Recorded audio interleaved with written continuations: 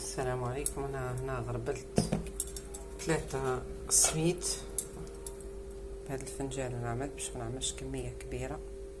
الفنجان هذا كيلت بيه الحليب هاهو كيما زيه، والماء كيلت 3 بهادو كبار. هنا حطيت زوز، هذا الكاس الثالث ونشوف. حطيت فرينة نفس الكميه، 3 سميد ونص فرينة غربلتهم حطيتهم هنا. عندي ملح وسكر وخميرة. هنا عندي ملعقة كبيرة تاع خميرة ونص، وندير ملعقة سكر،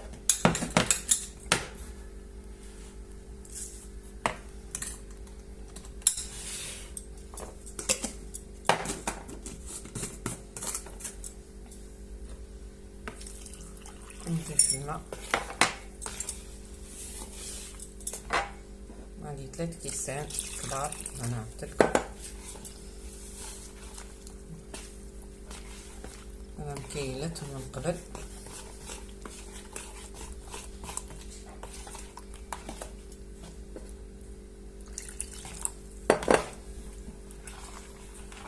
ما درتهمش كاملين يعني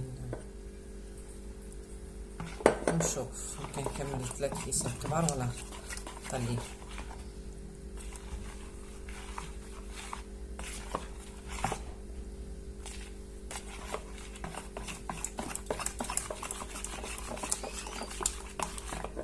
نكملهم.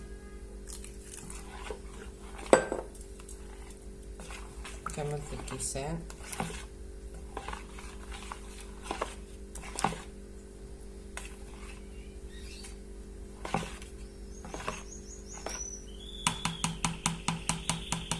حندير اليوم مش بالميكسر، بالباتور، طريقة جديدة وباش ينجح لكم بعد تشوفوا السر. وندير الملح قرصة صغيرة.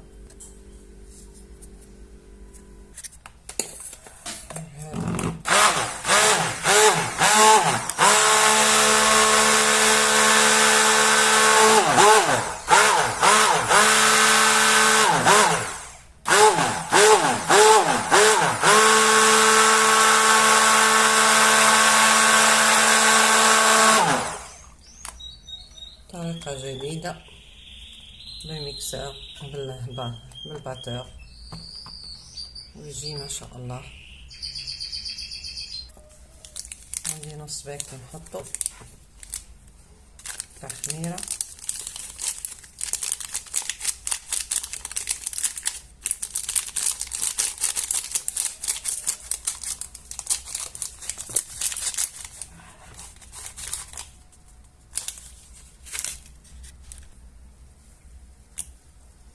والسر اللي قلت لكم عليه هذا عصرة تاع قرص. انا خلطته بالخلاط نحطه هنا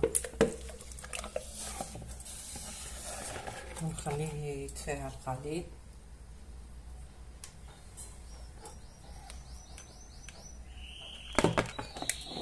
بعد ما يطلع لي شويه عاد نبدا نخدم فيه ان شاء الله.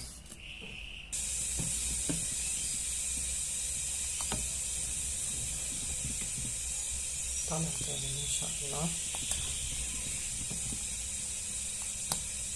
نبدا نخدم فيها.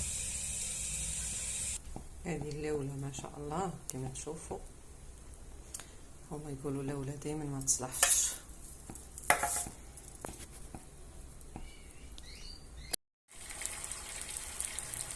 صار قاعدة نديرها هي مش نص.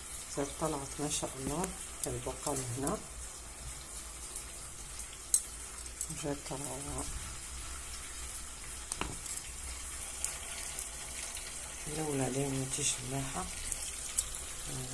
عجبتنيش بس حضرت ما شاء الله.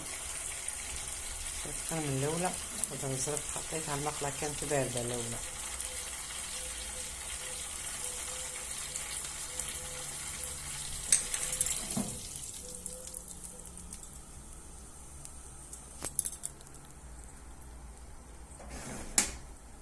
كما راكم تشوفوا روعة كلها مطبقة. ما نطبق ونتقبها كما نقول احنا. المقلة اهم شي تكون ملاحة تاعك خفيفة، كما جات لولا شو كيما زربت بالمقلة درك جات ما شاء الله. ندير الثانية بلا ما انا مقلتي ملاحة بلا ما ندهب ما شاء الله.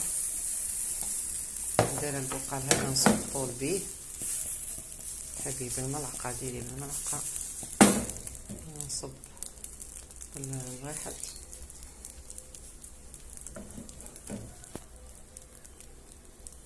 هاي الاولى الثانية هذه اللي طابت ما شاء الله.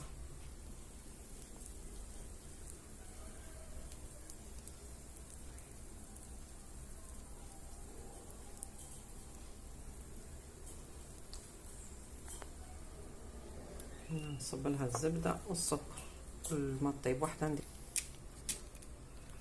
يحب العسل يدير العسل، احنا نحبها هكا كيما هيك نديروها مالينا تجي بنينة.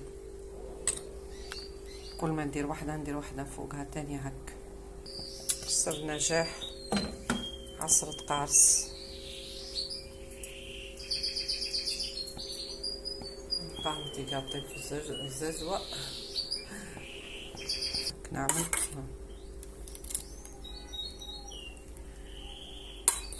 ولا على الاخر تعملي. انا نحبها هكا.